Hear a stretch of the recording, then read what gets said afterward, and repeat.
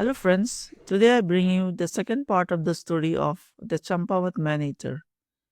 The spot where the girl was killed was marked by a pool of blood, and near it, in vivid contrast to the crimson pool, was a broken necklace of brightly colored blue beads which the girl had been wearing. From this spot, the track led up and round the shoulder of the hill. The track of the tigress was clearly visible. On one side of it were great splashes of blood where the girl's head had hung down, and on the other side, the trail of her feet. Half a mile up the hill, Jim Corbett found the girl's sari, and on the brow of the hill, her skirt.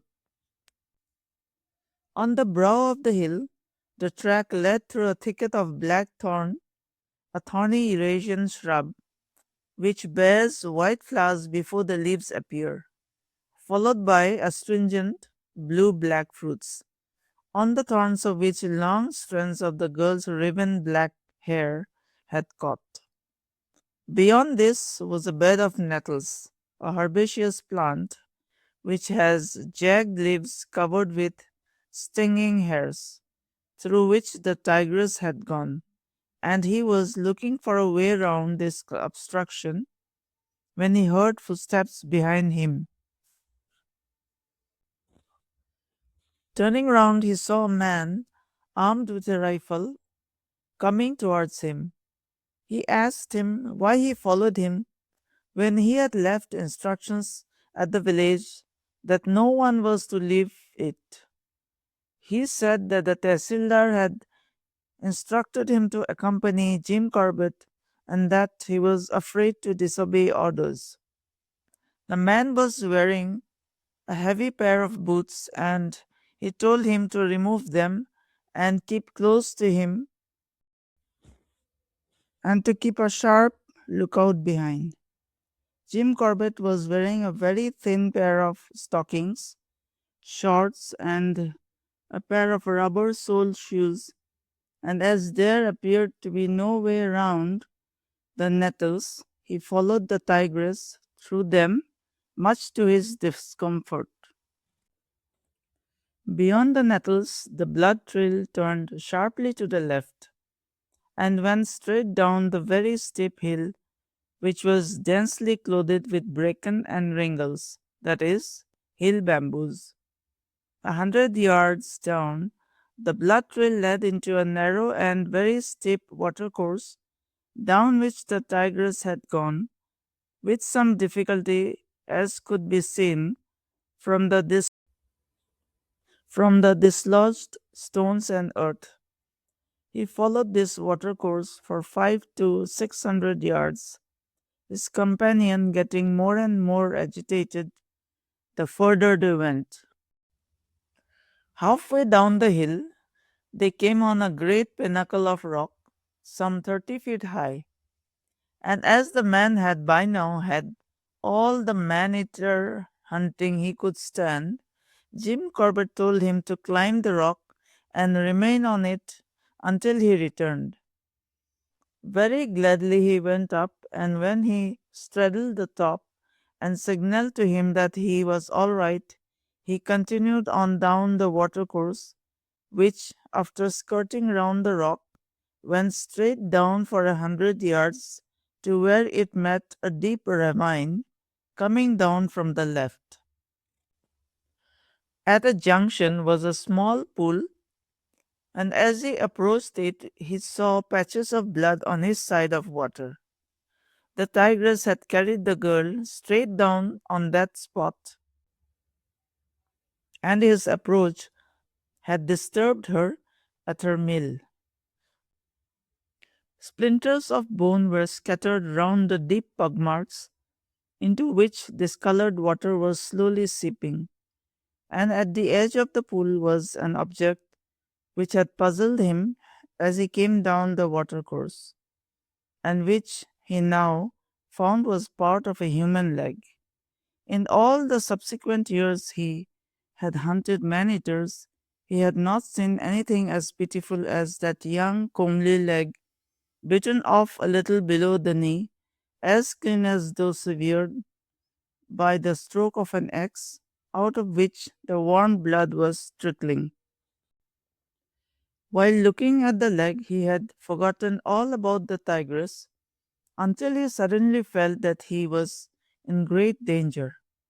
Hurriedly grounding the butt of the rifle, he put two fingers on the trigger, raising his head as he did so, and saw little earth from the 15-foot bank in front of him come rolling down the steep side and plop into the pool. He was new to this game of man eater hunting, or he should not have exposed himself to an attack in the way he had done. His prompt action in pointing the rifle upwards had possibly saved his life, and in stopping her spring, or in turning to get away, the tigress had dislodged the earth from the top of the bank. The bank was too steep for scrambling, and the only way of getting up was to take it at a run. Going up the watercourse a short distance, he sprinted down, took the pool in his stride, and got far enough up the other side to grasp a bush and pull himself onto the bank. A bed of strobilanthes, the bent stalks of which were slowly regaining their upright position, showed where and how recently the tigress had passed. And a little further on, under an overhanging rock, he found where she had left her kill when she came to have a look at him. Her tracks then, as she carried away the girl, led into the wilderness of rocks, some acres in extent, where the going was both difficult and dangerous. The cracks and chasms between the rocks were masked with ferns and blackberry vines, and the false step, which might easily have resulted in a broken limb, would have been fatal. Progress under these conditions was of necessity slow, and the tigress was taking advantage of it to continue her meal.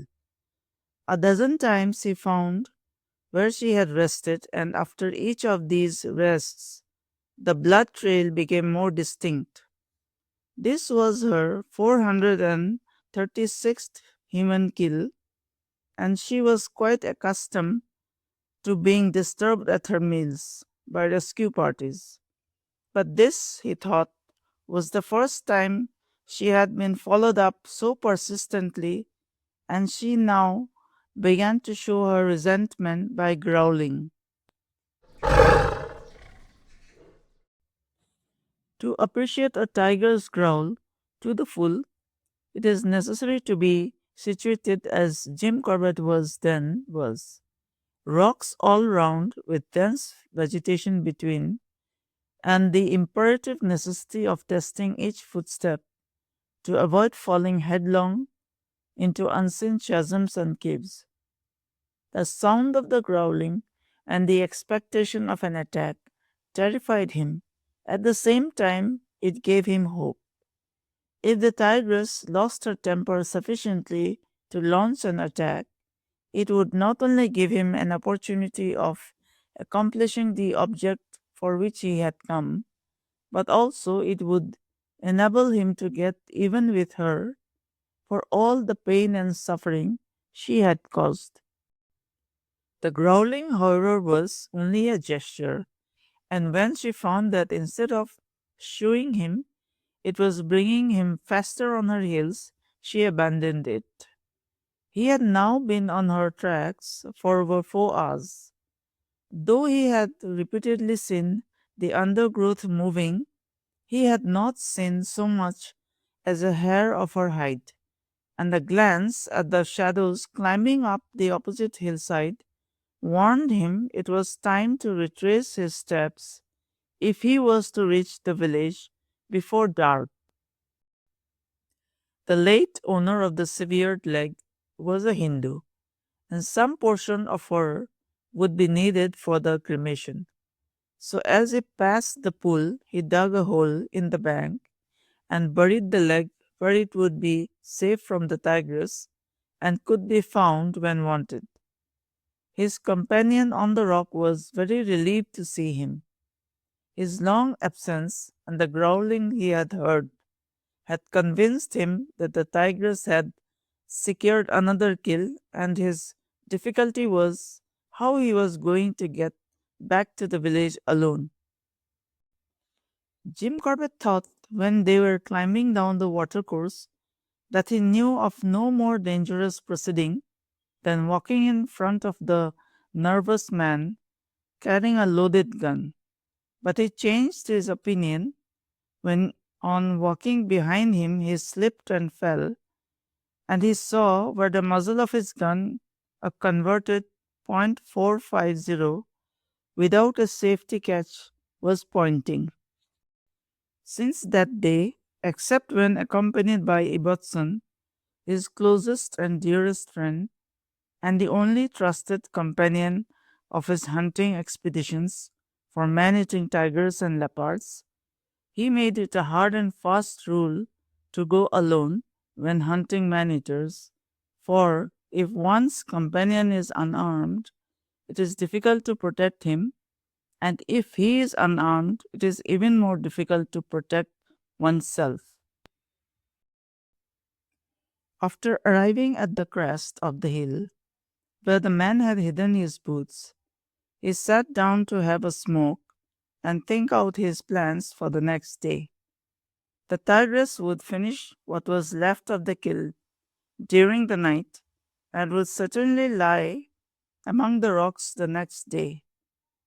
On the very ground she was on, there was very little hope of him being able to stalk her, and if he disturbed her without getting a shot, she would probably leave the locality and he would lose touch with her. A bit, which meant making a noise with drums, therefore was the only thing to do, provided he could raise sufficient men. He was sitting on the south edge of the great amphitheater of hills, without a habitation of any kind in sight. A stream entering from the west had fretted its way down, cutting a deep valley right across the amphitheater. To the east, the stream had struck solid rock and turning north had left the amphitheater by a narrow gorge. The hill in front of him, rising to a height of some 2,000 feet, was clothed in short grass with a pine tree dotted here and there, and the hill to the east was too precipitous for anything but a gural to negotiate. If he could collect sufficient men to man the entire length of the ridge from the stream to the precipitous hill and get them to stir up the tigress, her most natural line of retreat would be through the narrow gorge. Admittedly, a very difficult bit, for the steep hillside facing north, on which he had left the tigress, was densely wooded and roughly 3/4 of a mile long and a half a mile wide.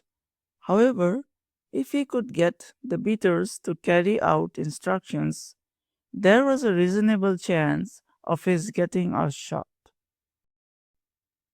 The Tehsildar was waiting for Jim Corbett at the village. He explained the position to him and asked him to take immediate steps to collect as many men as he could and to meet him at the tree where the girl had been killed at 10 o'clock the following morning. Promising to do his best, he left for Champawat while Jim Corbett climbed the hill to the bungalow. He was up at the crack of dawn next morning, and after a substantial meal, told his men to pack up and wait for him at Champawat, and went down to have another look at the ground he intended beating. He could find nothing wrong with the plans he had made, and an hour before his time, he was at the spot where he had asked the Tehsildar to meet him. That he would have a hard time in collecting the men, he had no doubt, for the fear of the man eater had sunk deep into the countryside, and more than mild persuasion would be needed to make the men leave the shelter of their homes. At 10 o'clock, the Tehsildar and one man turned up, and thereafter the men came in twos and threes and tens until by midday 298 had collected.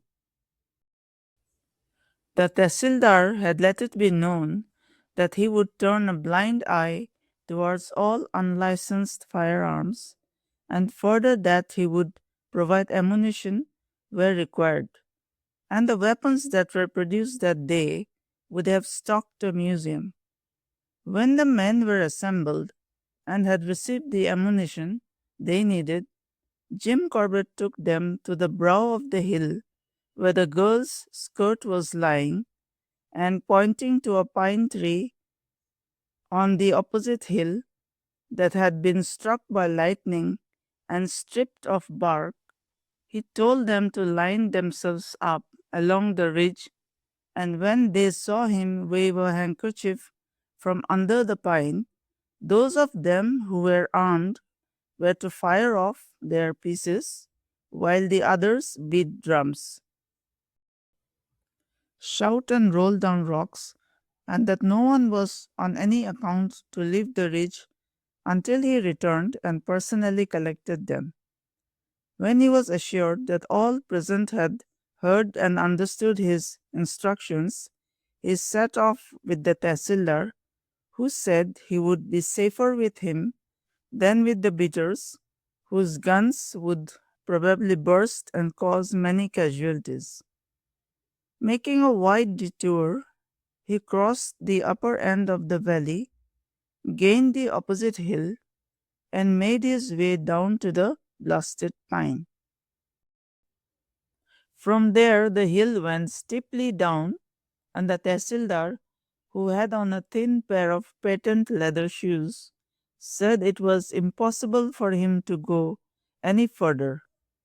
While he was removing his inadequate footgear to ease his blisters, the men on the ridge, thinking he had forgotten to give the pre-arranged signal, fired off their guns and set up a great shout.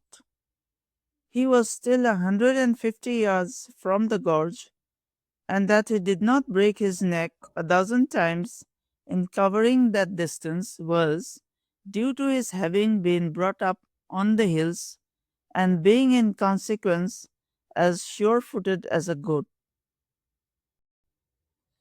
As he ran down the hill, he noticed that there was a patch of green grass near the mouth of the gorge, and as there was no time to look round for a better place, he sat down in the grass with his back to the hill, down which he had just come. The grass was about 2 feet high and hid half his body, and if he kept perfectly still there, was a good chance of him not being seen. Face- Facing him was the hill that was being beaten, and the gorge that he hoped the tigress would make for was behind his left shoulder. Pandemonium had broken loose on the ridge. Added to the fusillade of guns was the wild beating of drums and the shouting of hundreds of men, and when the din was at its worst, he caught sight of the tigress bounding down a grassy slope between two ravines to his right front and about 300 yards away.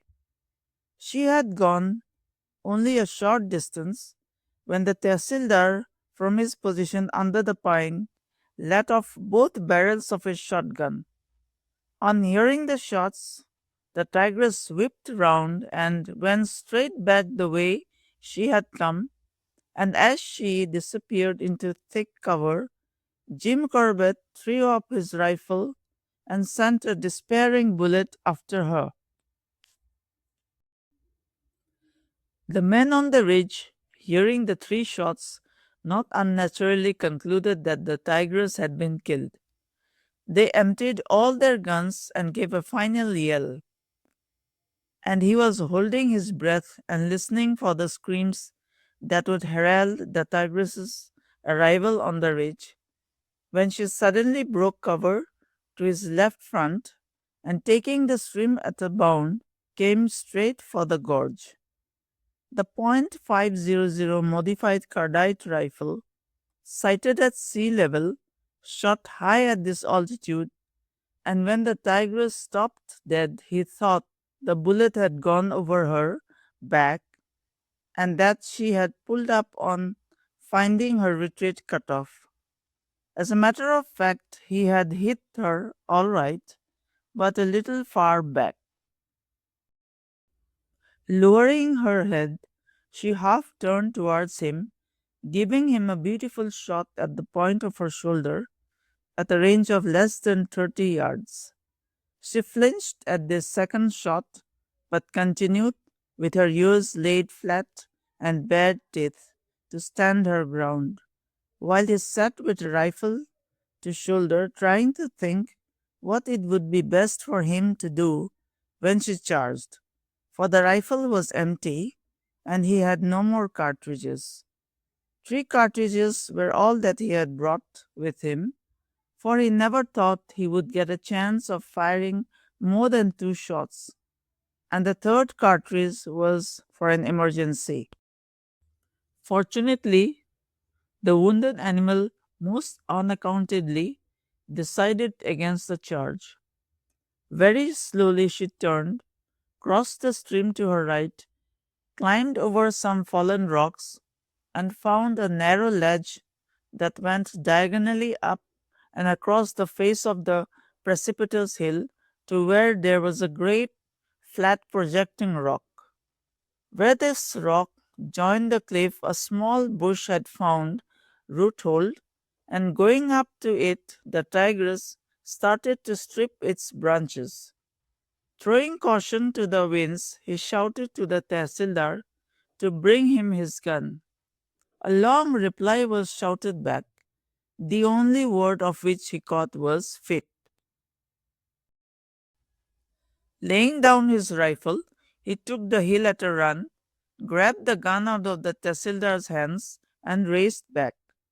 As he approached the stream, the tigress left the bush and came out on the protecting rock towards him. When he was within 20 feet of her, he raised the gun and found, to his horror, that there was a gap of about 3/8 of an inch between the barrels and the breech lock.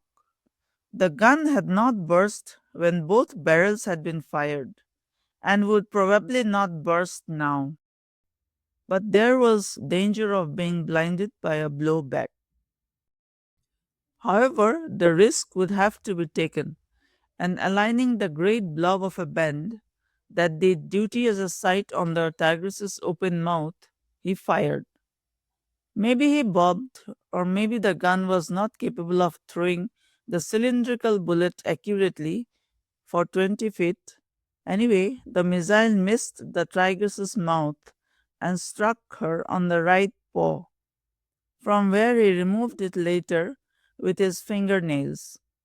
Fortunately, she was at her last gasp, and the tap on the foot was sufficient to make her lurch forward. She came to rest with her head projecting over the side of the rock.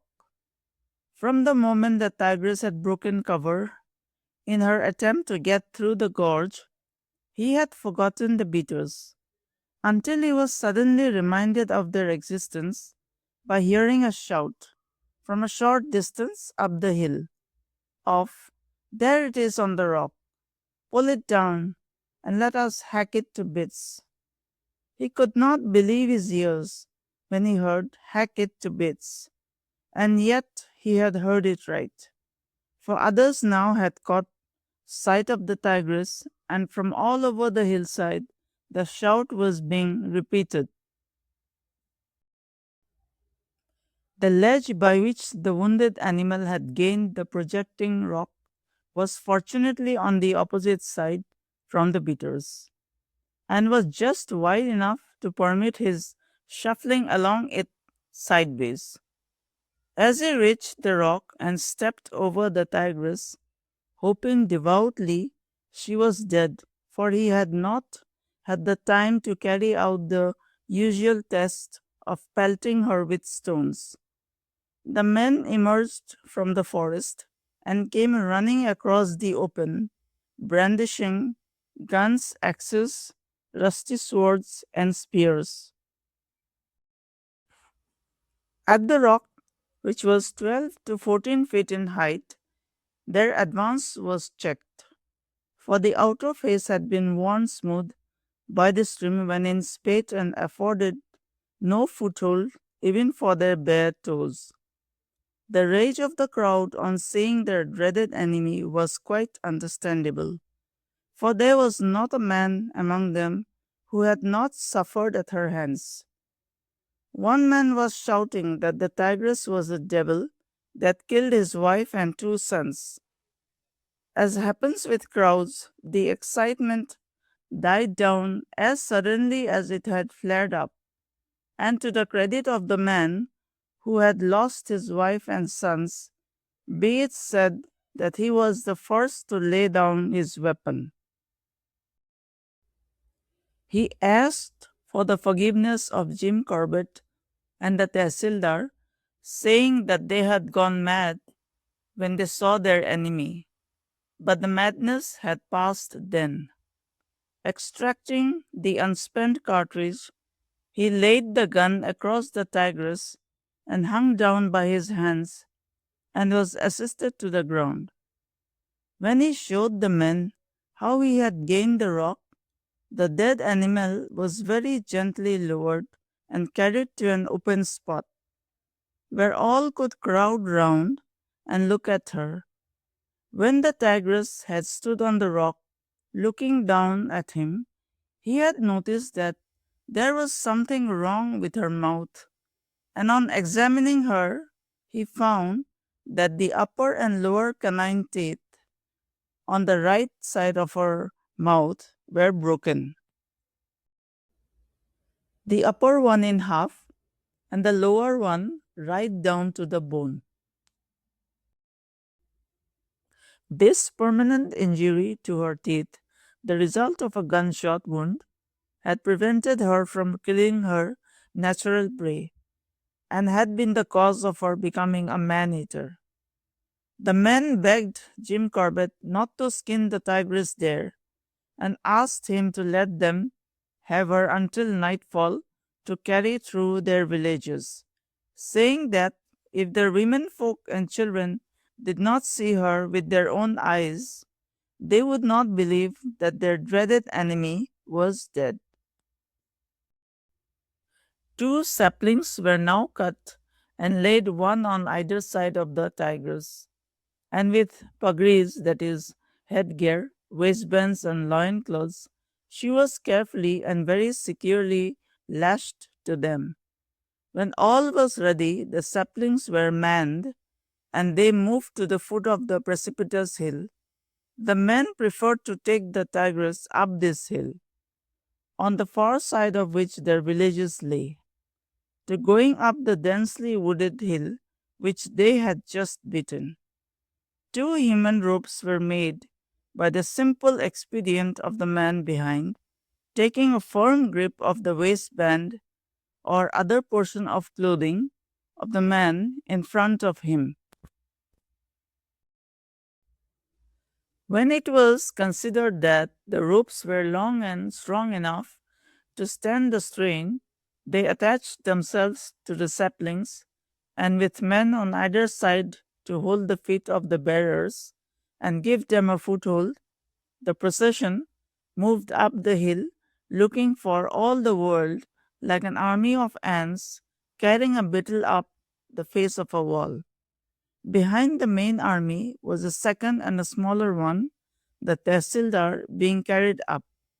Had the ropes broken at any stage of the 1,000-foot climb, The casualties would have been appalling, but the rope did not break.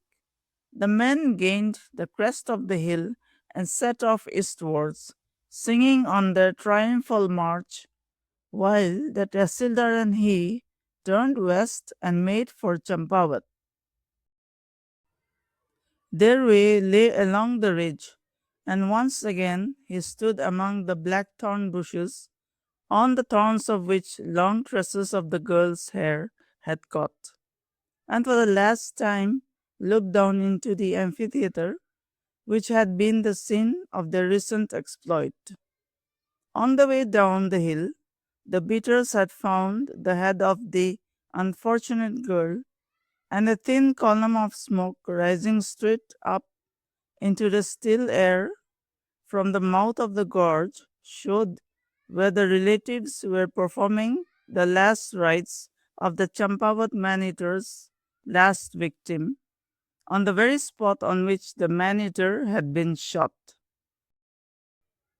After dinner, while he was standing in the courtyard of the tehsil, he saw a procession of pine torches winding its way down the opposite hillside, and presently the chanting of a hill song by a great concourse of men was borne up on the still night air. An hour later, the tigress was laid down at his feet. It was difficult to skin the animal with so many people crowding around, and to curtail the job, he cut the head and paws from the trunk and left them adhering to the skin to be dealt with later. A police guard was then mounted over the carcass, and next day, when all the people of the countryside were assembled, the trunk, legs, and tail of the tigress were cut up into small pieces and distributed. The fingers of the girl, which the tigress had swallowed whole, were sent to Jim Corbett in spirits by the Tehsildar, and were buried by him in the Nainital lake close to the Nanda Devi temples. While he was skinning the tigress, the Tehsildar and his staff had been busy drawing up a program for a great feast and dance the next day at which he was to preside. Round about midnight, when the last of the great throng of men had left, with shouts of delight at being able to use roads and village paths that the man-eater had closed for 4 years, he had a final smoke with the Tehsildar and told him that he could not stay any longer and that he would have to take his place at the festivities. His men and Jim Corbett set off on their 75-mile journey with 2 days in hand to do it in.